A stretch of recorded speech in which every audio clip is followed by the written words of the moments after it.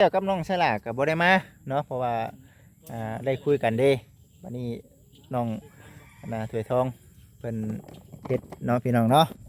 ก็ถือว่าโอ้เนาะไวอยู่ได้ล่ะเมื่อแล้วพี่น้องเนาะเป็นยังคือว่าชั่นเพราะว่าทีมงานมาบ่ครบสองมากับอุปกรณ์ในเรื่องฟืนเรื่องไฟนี่แหละต้องเป็นมื้ออื่นเนาะพี่น้องเนาะต้องเป็นมื้ออื่นจังสิได้มาเนาะเฮ็ดได้บาทนี่เสาเพิ่นขึ้นเลยหลังคาเฮาจักแล้วดิโยในเรื่องคุงหลังคาอันแหละพี่น้องเอ้ยเนาะก็แอวเทคานก็ยังหลังคาบัดนี้เนาะยังหลังคายังบ่ทันได้มีงบเถื่อเด้อพ่อแม่พี่น้องเด้อในตอนนี้ปัจจุบันนี่แม่นเบิดได้เบิดได้เพราะว่างบล่าสุดนี่แม่นซื้อแห่ซื้อทรายจะพวกนี้เลยนะแม่เนาะบ่จิตแม่เป็นปูนเป็นบล็อกเบิดแล้วนั่นแหละจังหวะจบงบในส่วนนี้แม่นพี่น้องเอ้ยก็รุ่นไปบัดนี้เนาะบ่คำละก็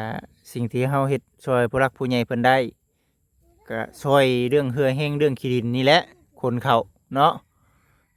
ตัวนี้แหละพี่น้องเอ้ยเนาะสำคัญเฮาช่วยเพิ่นได้เด้เรื่องขี้ดินนี่เฮาช่วยพากันขุดพากันป้านขึ้น3-4ห้องนี่เต็มอยู่ดอกเนาะไหวอยู่บ่ไหวสู้เนาะอยู่แล้วเป็นคนสู่นี่แหละ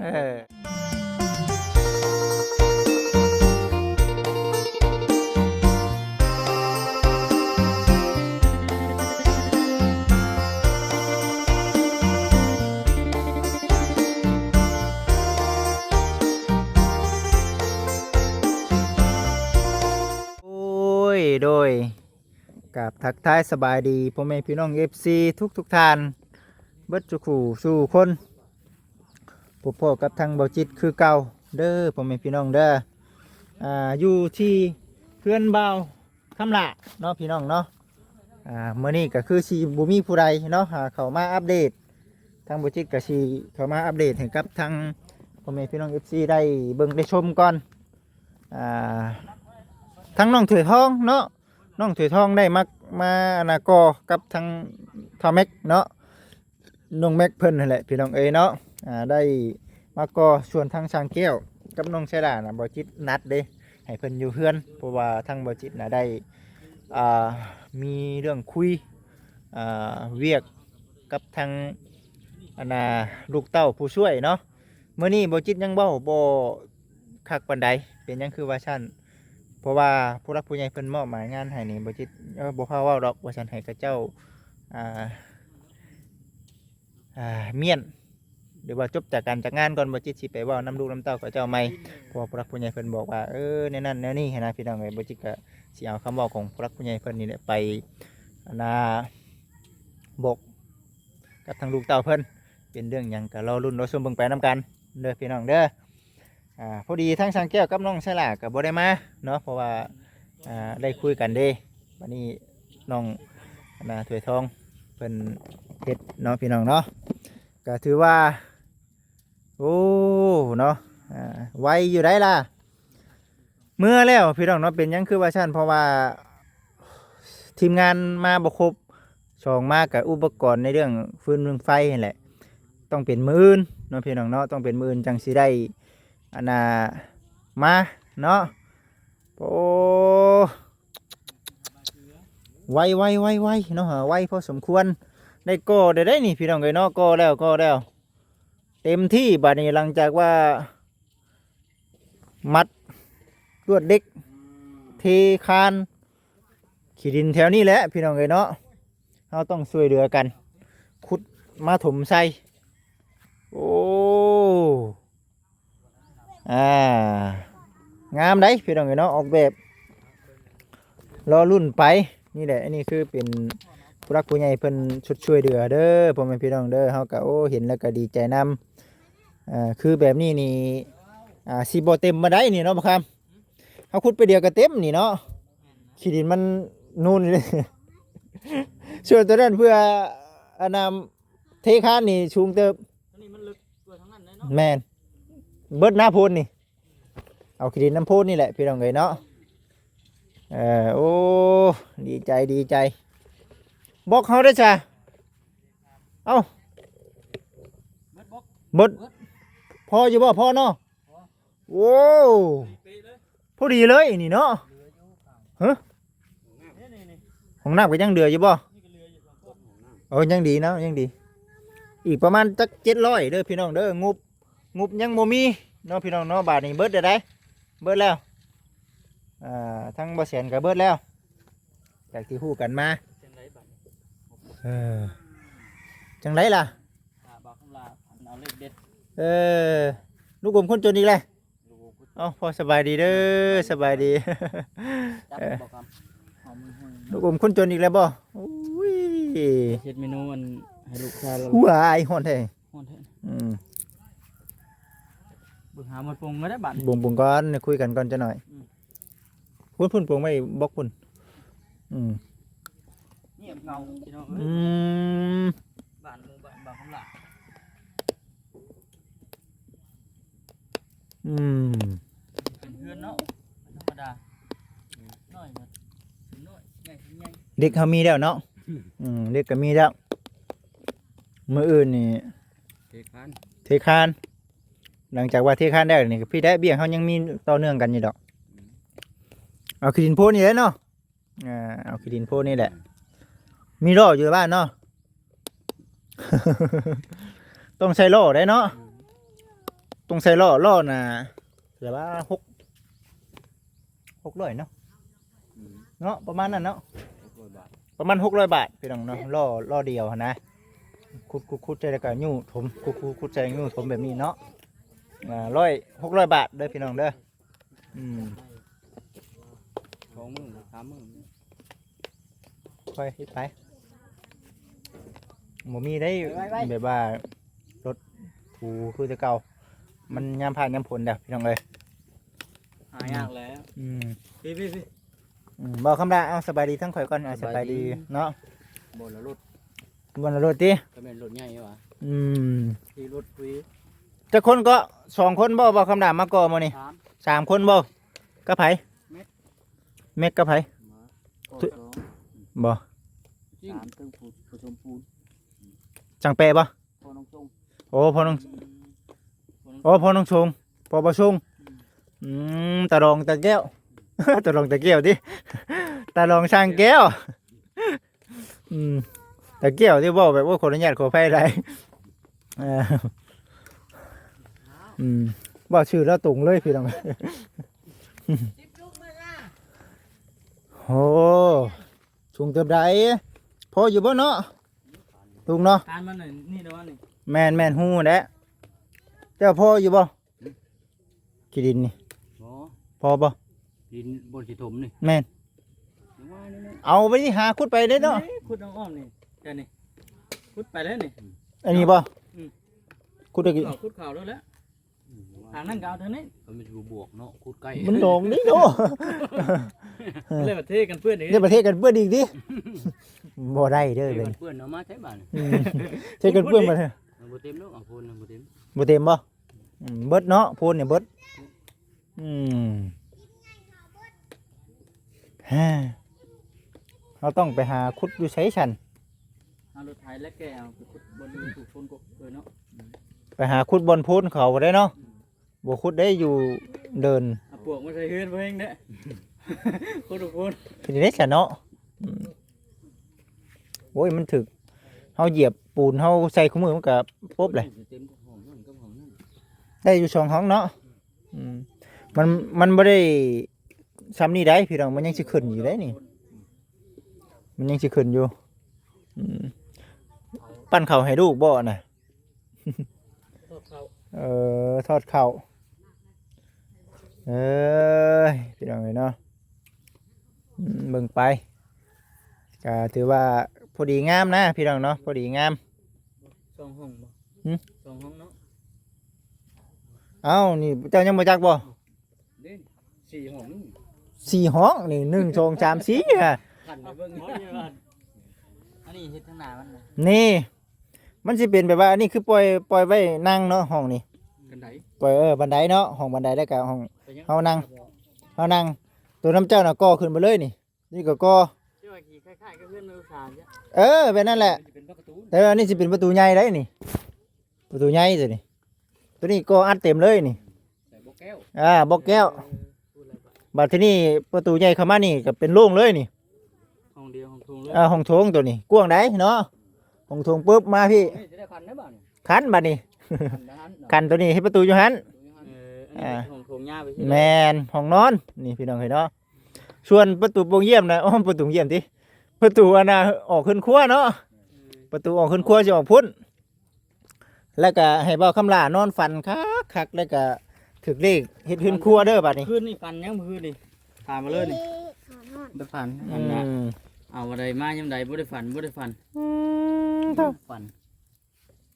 เบิ่ง เจ็ เด้ บ อ จนลืมฟัน เป้าให้ กินได้ขางคุกเขาว่า กินได้มะขามหิวเขา อยู่เขา ให้มาทอดเขาให้เรากิน โทษเลย ทอดแล้วก็ไหมจะหน่อยเนาะทอดเขาแล้วมากินได้มะขามอยู่พี่เนาะ กินข้าวในห้างปิ้งไก่เพื่อนนี่12บ่ครึ่ง ไปน้ำกันบ่ บ่ช่วยน้องเฮาเลย ไปยังน่ะ ไปเรียกบ้าน โอ้ไปเวียกเนาะไปเวียกทางลูกชายเนาะแล้วเปล่าอยู่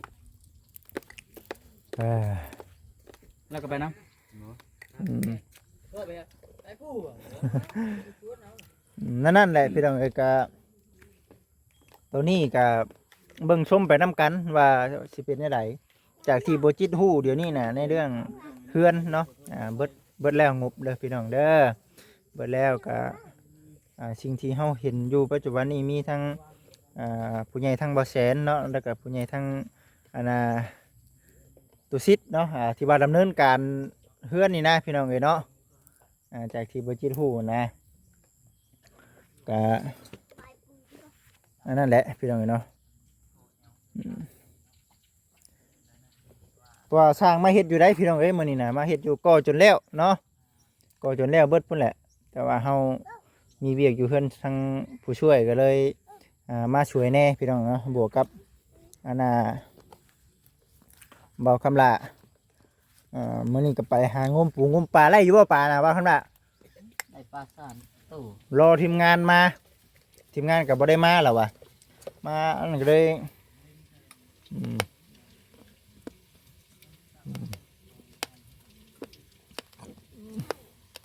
ทอดเข่าวให้ลูกพี่น้องเอ้ยเนาะเอาไปให้สาวคนไหนไปเอาถ้วยไปพุ่นไป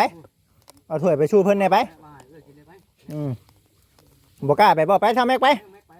โอ้ทำแม็กเก่งนะทำแม็กไปเอาไปให้อันสาวมีหน้าไหนไป จะเตะจะล้มได้ ไปได้พี่น้องเอ้ยเนาะไปเอาไปให้ไป ย่างไป บอกไงใช่พังเด้อจะควมทำเองเนี่ยพูดได้งานนี้มาคำกุ๊กเก็บพี่น้องเลยเนาะ เสียงในขามเสียงในขาม มาพี่น้องเลยมากินน้ำกันมึงไงพี่น้องเลยปั่นได้มาขามมันเป็นยังดอก นี่ใหม่ๆเสียงมามันเลยพี่น้องเนาะ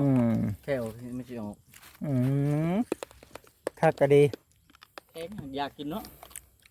ห่อนบ่พอ ไอ้มือเลยพ่อลุงนั่นแหละ โอเคพ่อโอเคเลยโอเควันไหนพ่อกันไหม มาทั้งมาคำหนามาพี่เอายังบ่เบิ่งนี่โน่ไผใหม่เลยฮะกะโอ้พวกนี้ได้จักนี่มีแต่หางไม้บ่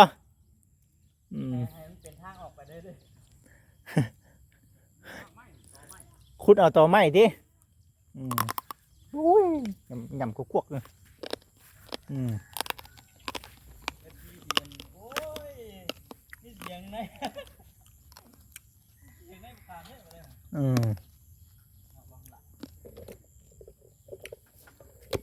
นั่นแหละพี่น้องไงเนาะอัปเดตให้กับทางพ่อแม่พี่น้อง FC เบิ่งมื้อนี้โอ้ยช่างเพิ่นบ่ได้มาเฮากับบ่ได้ถ่ายให้กับ FC เด้อเบิ่งแต่ว่าบล็อกยังหลายก้อนเด้อบ่บล็อกนี่ อืมโอ้ยังประมาณดอกเช้าเนาะประมาณดอกเช้าก้อนที่ว่าที่เปอร์เซ็นต์เอามา200นะเบิดเลยเบิดเนาะโอ้พี่น้องเอ้ยเนาะปูนได้ยังจะชอบบ่นี่เบิ่งยังจะชอบปูนนะ ยังหันไล่เฉลี่ยแล้วก็ยังโฉบเดียวจะโฉบ ฮะ มาสอบหนึ่งบ่สองสอบโอเคพี่น้องซึ่งยังสี่บ่จบกัน เบาดีๆดิ ยังจะสอบเบรกอยู่ฮะ ก็พบเจอกันอีกคลิปหน้า ยังสี่สอบ สบายดี สี่สอบ สอบเดียว แต่ละก็สี่บ่ แม่น พอบ่เนาะพออยู่ดอกเนาะพออยู่ดอกเทอันนี้นะพี่น้องเอ้ยเนาะเท อันนี้ก็นอน ไปคาน เทคานนี่พอ เอา เอาแม่เอาคลิปเดียวนี่ บทเทนน้องใช่หลาย ยังเนาะ ยัง เบิ่งไปอันนั้นก็เฮ็ดไปก่อนเลย ไม่กินนะ ตัวนั้นก็เฮาก็จังสิได้อันนั้นพูดไปเอาน้ำสาวผู้ไปอ้าว ไม่ไหว บ่เคยไปเอาซะเอาเบิดเลยอืม เจอพี่น้องเว้ย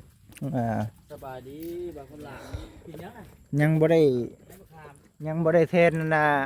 ทางน้องไสละว่าซั่น รอบนี้ กินในมะ เบิ่งไปหั่นแหล้วเนาะพี่น้องเนาะทอดเขาทอด ก่อขึ้นเลย ทอดเขาให้ลูกค้า ไวอยู่เนาะไวอยู่คันได้ก่อแล้วคันได้เฮ็ดเลยมี3คนเนาะพี่น้องเนาะเฮ็ด กำลังได้ดี อันน่ะเฮือนมื้อนี้ อะไรครู คือเห็นภาพเนาะคันใส่หลังคานี่โอ้ยงามเลยเนาะพี่น้องเนาะงามเลยส่วนในเรื่องหลังคานี่ยังบ่ทันได้ฮู้เทื่อเฮาต้องสิว่าจังไดล่ะถ้ามีงบเนาะถ้ามีงบเนาะเฮาจึงได้รายงานให้กับทาง FC ได้เบิ่งได้ชมตัวนี้นะพี่น้องเอ้ยเนาะสูงได้เนาะดีงามพี่น้องโอ้ธรรมดาแล้วเฮือนน้อยสำนี่พี่น้องเอ้ยเนาะพอดีคักๆต่อไปก็ให้เฮ็ดให้หาบัดนี้ก็ได้พระผู้ใหญ่เพิ่นสุดช่วยแล้ว2 มื้อแล้วทีมงานบ่ได้เข้ามาหาเนาะ กิโล200 กิโล200มึงไหนบ่ติ อยู่ไส คนเมียนแล้ว เลี้ยนแล้วมันจำมา มื้อนี้ แหมกับพวกชูสร้างกินมัน โอ้ยอย่าหรอกก็เพียงช่างได้กินว่ะมาเยอะ เก็บ มาวัน โอ้ เขาเจ้าสั่งแล้วเขาบ่มาเอาเลยเลยเอาให้เรา แก้วรอด พระเจ้าช่างมีคน ใส่เงินบาทไว้ เป็นได้ได แจ้งแขน ใส่เงินบาทได้ ใส่เงินบาท เอาน้ำเขาเงิน ช่วยใช้เงินบาท บาทแรกจังให้ บาทแล้วจังอาให้ อุ้มได้บ่ โอ้ใส่เงิน เซ็นบ่เซ็นบ่เซ็นเท่าไหร่ 2 แสน ติดหนี้200,000จังบ่าวคำละ เราอื่นไปเอาให้แน่บ่ของน้องเนาะ อืม อย่าเฝ้า คันบ่นั่นบัดบ่มีเงินให้บ่มีอันน่ะกับข้าวให้ช่างกินเนาะ ต้องในห้องนี่แหละต้องเลยเนาะ ต้องติดหนี้กับทางอันน่ะบ่าวคำละก็ต้องติดหนี้ก่อนเด้อพี่น้องเนาะ ทุกเลยจังบอก สุกเลย ไปน้ำสุดบัตร อืมเบิ่งไปพี่น้องเอ้ยเนาะข้าวเด้อสุกเด้อสุกแล้วเจ้าสิพากันมากินบ่ เปลี่ยนมาเลยทราย เอาบ่กินเอา บ่กินเฮานั่นน้ำมันเด้อเบิ่งเด้อให้มันไก่เด็กน้อยแน่ให้มันไก่เด็กน้อยแน่เนาะพี่น้องเนาะพี่น้องเอ้ยเนาะเบิ่งไปน้ำกัน